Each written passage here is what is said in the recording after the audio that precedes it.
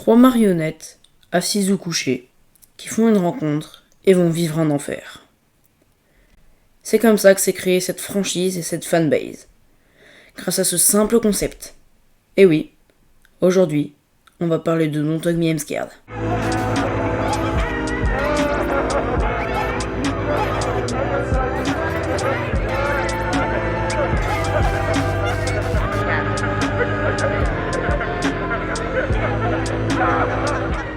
Analysons l'anatomie d'un épisode de Don't Hug Me I'm Scared, saison 1.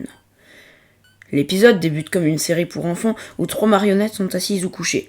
Puis un objet ou un animal, nommé le professeur ou l'enseignant, va venir leur expliquer un concept en chanson, que ce soit le temps, le sport, la mort ou la nourriture saine. Puis à cause de ce nouvel arrivant, il va se passer une chose horrible, mais durant l'épisode, il va se passer quelques moments stressants, flippants ou malaisants. Dans l'épisode, il y a souvent des moments gore, et c'est souvent à la fin. Présentation des personnages. Yellow Guy est tout jaune, est assez bête, il est facilement attristé. Red Guy est intelligent, rouge, fait de ficelles et s'apparente à un être humain. Duck est le meilleur des trois, à mon humble avis. Il est assez logique et se rend compte quand on lui ment. Il a l'apparence d'un canard. Roy Grabelson est le père de Yellow Guy. C'est le personnage le plus mystérieux de la série. Il apparaît dans tous les épisodes de 2 à 6. Hé toi, t'as en dessous de 12 ans, alors quitte la vidéo. Parce que je vais montrer des épisodes de Don't Hug Me I'm Scared, du moins des parties, et je vais en parler. Et c'est pas adapté à tout le monde. Hé toi, t'es facilement impressionnable, alors quitte aussi. J'ai pas envie de faire peur à certaines personnes. Même si, normalement, ça fait pas non plus super méga peur. Mais voilà, si tu ne réponds pas aux critères, tu peux continuer la lecture de cette vidéo. C'est en 2010 que sort Bad Things That Could Happen, sur une chaîne YouTube encore vide. La vidéo est assez étrange et malaisante. C'est une sorte de projet artistique bizarre. Et un an plus tard, sort un nouveau court-métrage sur cette chaîne. Il est tout aussi étrange, si ce n'est plus. Ce court-métrage, c'est Don't Hug Me I'm Scared. What's your favorite idea? Mine is being creative. How do you get that idea? I just try to think creatively.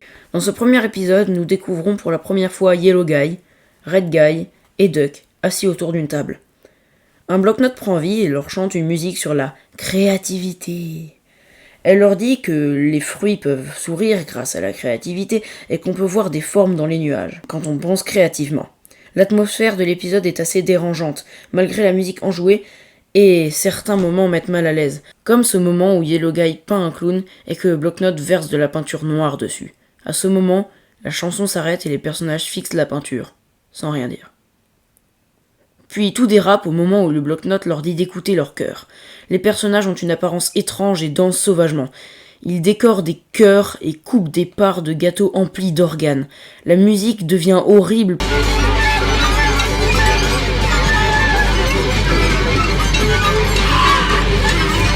Puis s'arrête net. Le bloc-notes leur dit de ne plus jamais être créative, avant de se fermer, sur une note grave. Puis l'épisode s'arrête. Voilà, c'est vraiment étrange, mais c'est tout. Don't Hug Me I'm Scared était censé s'arrêter là. Un simple court-métrage chelou comme le premier, et comme ceux qui devraient suivre. Mais Don't Hug Me I'm Scared est cool, et son créateur l'a compris. Alors un an plus tard, sort un certain... Time is a tool you can put on the wall or wear it on your wrist.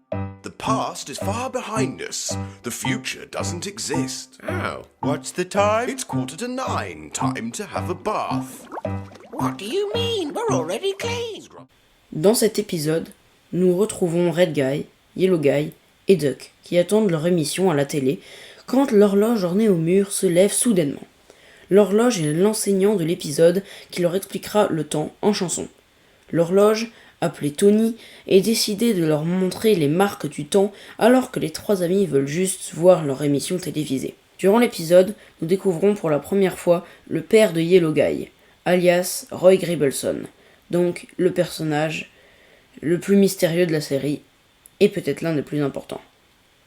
Duck remarque un homme mort à cause du temps, alors que Tony lui attire l'attention sur les nouvelles technologies pour éviter la conversation sur la mort, et essayer de leur montrer que le bon côté du temps. On retrouve Roy une deuxième fois devant un ordinateur diffusant une vidéo pornographique. Enfin, l'horloge va faire avancer le temps et les personnages vieillissent très vite. Leurs cheveux poussent, leur peau se ride et tombe, leur chair se décompose et ils crient à l'aide à leur enseignant qui leur dit que tout va s'arranger. Et on se rend compte que toute cette scène passait à la télé.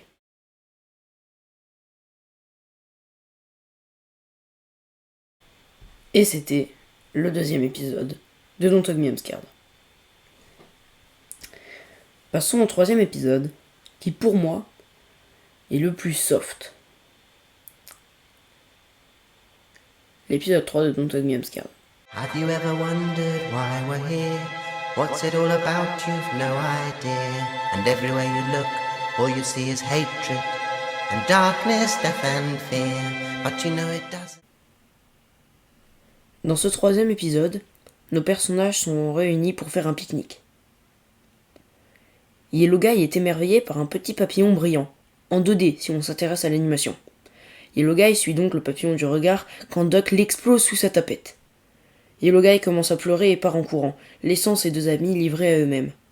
Yellow Guy se pose sur une branche avant de voir un animal parlant l'emmener dans le monde des rêves. Oui, c'est clairement une référence à Alice au Pays des Merveilles. Cet animal est un papillon et c'est le professeur de l'épisode. Il lui promet un monde sans violence et plein d'amour. Yellow Guy se fait alors emmener dans ce monde tout rose où tout le monde s'aime. L'enseignant chante donc sa chanson sur l'amour et ce sera ça le thème de l'épisode. L'amour. Duck et Red Guy se sont bien remplis la panse pendant que Yellow Guy explore le monde de l'amour. On peut le voir durant ce plan où il n'y a plus que des restes ensanglantés. Pendant ce temps, Yellow Guy fait connaissance avec les personnages de l'amour, notamment Furry Boy et l'arbre. Cet arbre qui va d'ailleurs lui conter l'histoire tragique de Michael. Cette scène est très connue par les fans de Don't Hug Me I'm Scared. Cette scène qui n'a d'ailleurs rien à voir avec ce que les personnages disent à Yellow Guy. Il lui parle de son Special One, et puis Michael vient entre. Puis d'un coup, le ciel s'obscurcit, et les personnages du monde de l'amour chantent pour leur roi, The King of Love, aussi appelé Malcolm. Mais c'est moins classe. On se rend compte que tout ça, tout cet amour n'est qu'une secte qui a son roi. Le culte de l'amour dit à Yellow Guy qu'il ne sera plus jamais seul s'il vient dans la secte. Il devra juste changer de nom, se faire laver le cerveau, et surtout, aimer son roi. And all we're asking you to do Is change your name. clean your brain, forget about anything you ever knew. And your heart will vanish home. And our love will never go. Now wear this ring And join the king. and you will never be alone. Puis il se réveille. Pesky Bee. Épisode suivant. Oh, there you are. I'm a computer. I'm a computery guy. Everything made out of buttons and wires. I'd like to show you inside my digital life. Inside my mind there is a digital mind. Nos trois amis sont assis autour d'une table et jouent à un jeu de société. Red Guy pioche la question « Quelle est la plus grande chose au monde ?» Les trois marionnettes n'arrivent pas à y répondre, quand tout à coup, l'ordinateur derrière eux prend vie et leur chante une chanson sur l'informatique et le monde digital. L'ordinateur s'appelle Colin, et c'est l'enseignant de l'épisode. Colin a l'air d'aimer les céréales Oast. Oast. Je pense que ça se dit comme ça. O-A-S-T-S. Red Guy pose la question de quelle est la chose la plus grande au monde à l'ordinateur. Mais celui-ci ne répond pas et leur pose des questions du genre leur nom, leur plat ou leur couleur préférée, etc. Red Guy ose toucher Colin et ce dernier lui crie de ne pas le toucher. Don't touch me! Puis les personnages sont téléportés dans le monde digital. L'ordinateur ouvre une porte qui mène vers une salle où 3 portes se postent devant eux. Chaque marionnette choisit une porte. Derrière la porte de Yellow Guy, il y a des graphiques et des statistiques. Derrière la porte de Duck, il y a plusieurs vêtements et un mannequin qui les essaye et qui lui ressemble comme 2 gouttes d'eau. Et derrière la porte de Red Guy, il y a Colin qui danse. Red Guy n'a pas l'air intéressé par le virtuel, alors que ses deux amis, si. Il comprend que quelque chose de louche se trame et que ses amis se font manipuler. Il essaye d'arrêter l'ordinateur, mais rien ne fonctionne. Dans le monde digital, tout bug et sature. La lumière s'allume et s'éteint en boucle et tous les clones de Yellow Guy et Duck dansent. Red Guy emprunte une porte et se fait téléporter dans une sorte d'autre dimension. Il regarde ce qu'il se passe, intrigué. Puis il explose en confetti. Red Guy est mort. That's your body. hungry comes from your body. Get off me. But your body? It must have to be healthy. What's that? A taste? Nous arrivons à mon épisode préféré. Et aussi, le plus gore. Dans celui-ci, Yellow Guy et Duck sont assis à une table à manger. Ils se disent que quelque chose a l'air différent. Red Guy est mort, je vous le rappelle. C'est donc ce détail qui les perturbe. Duck regarde un dessin représentant les trois amis accrochés au frigo. Le plan change puis revient sur le dessin, mais celui-ci a changé, et il résume bien l'épisode. Puis une tranche de pain de mie commence à faire de la batterie et une boîte d'épinards se met à chanter. Et enfin se rajoute l'enseignant de l'épisode, Beefsteak. Et le thème de la chanson et de l'épisode est la nourriture, ou plus précisément, la nourriture saine. Mais une sonnerie de téléphone vient interrompre notre Elsie Band. C'est comme ça qu'elle s'appelle. Doug va décrocher et se retrouve couché sur un lit d'hôpital avant de retourner à la chanson de la Elsie Band. Beefsteak ment ensuite aux deux compères en leur disant que les œufs et les carottes sont mauvaises pour la santé, mais Duck essaye de dire que tout ça est faux, avant de se faire couper la parole par la boîte d'épinards. La Elsie Band sort ensuite une maquette digne d'un C'est pas sorcier.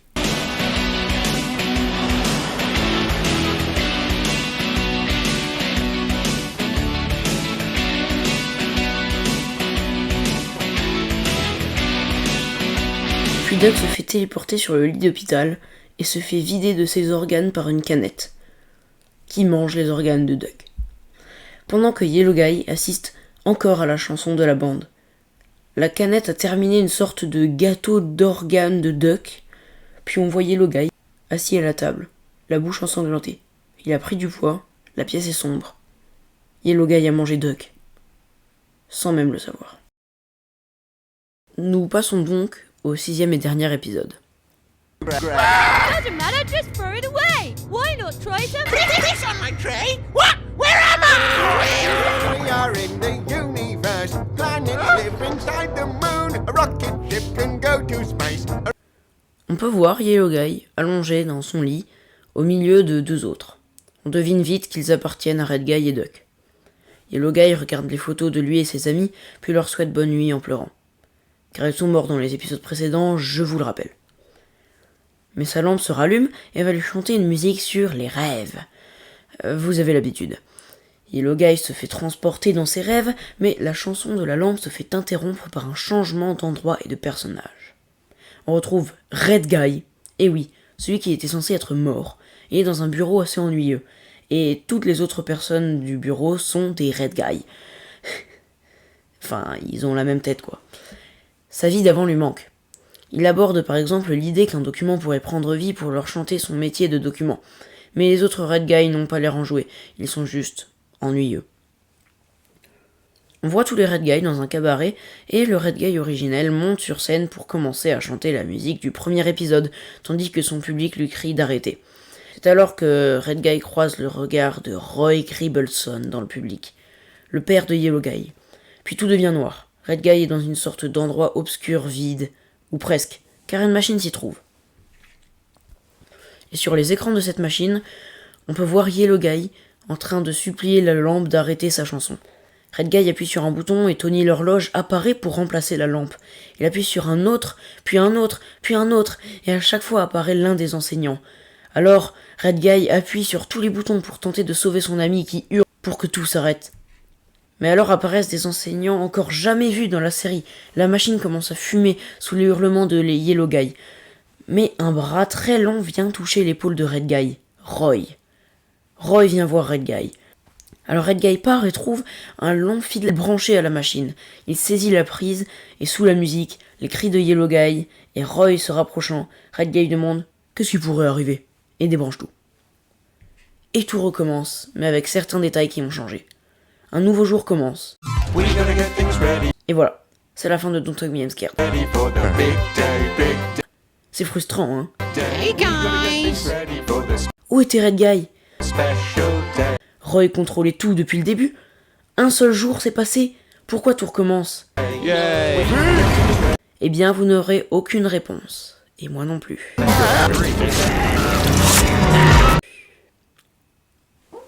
Voilà, j'espère vous avoir donné envie de regarder DHMIS, c'est Don't Hug Me I'm Scared pour les intimes. Mais ne vous en faites pas, on va refaire une vidéo sur cette série. Mais moi, pour l'instant, je vous dis salut.